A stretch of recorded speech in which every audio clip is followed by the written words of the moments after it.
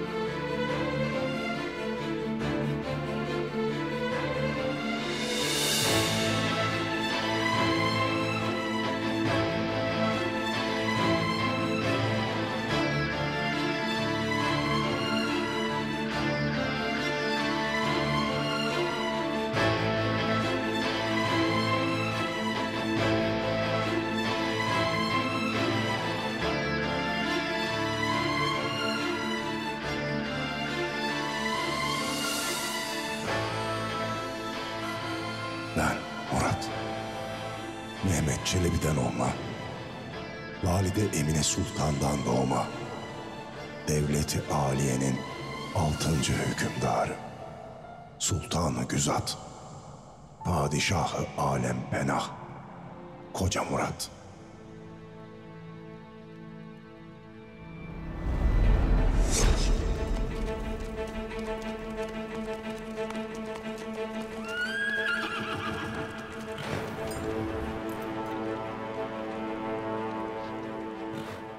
İsyanlar gördüm haince. Yoldaşlar gördüm hesapsız. Şabanlarım! Koç yiğitlerim! Aslanlarım! İslam'ın asaletini, Türklüğün yiğitliğini, 7 iklim, 4 köşede duyurmak için yeri, göğü, Allah adıyla inletin!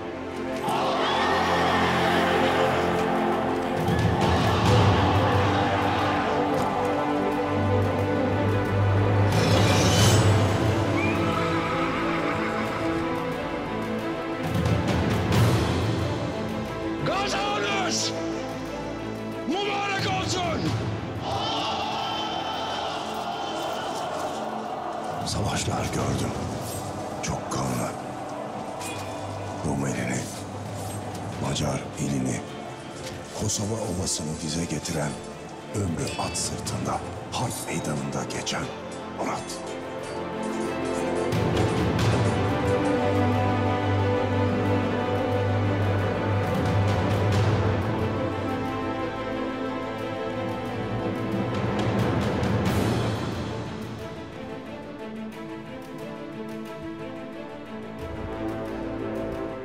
Sarayda sultan,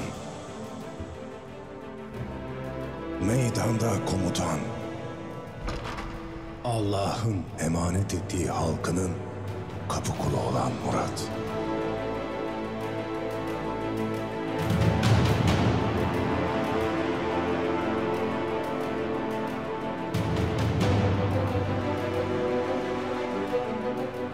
Yeri geldi, zarafeti, sadakati ve dahi gülü sevdim.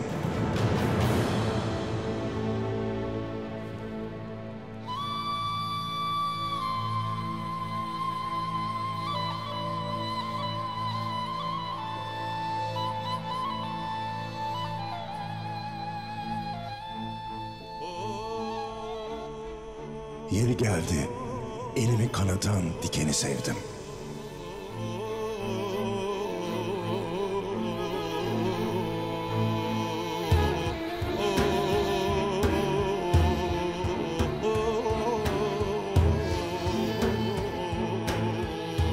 Ben Murat. Yeri geldi, güle de, dikene de can veren toprağı sevdim.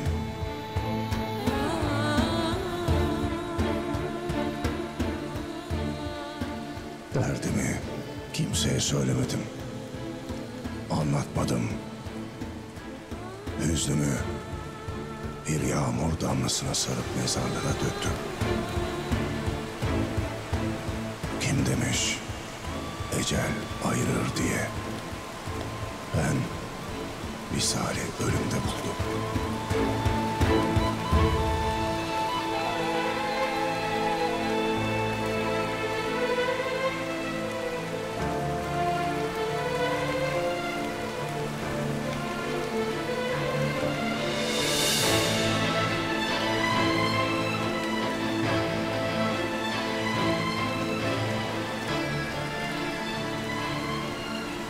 Omzumdaki yük ulu bir çınarın yüküydü. Budadım, budadıkça göğe erdi. Dalları cihanı sardı.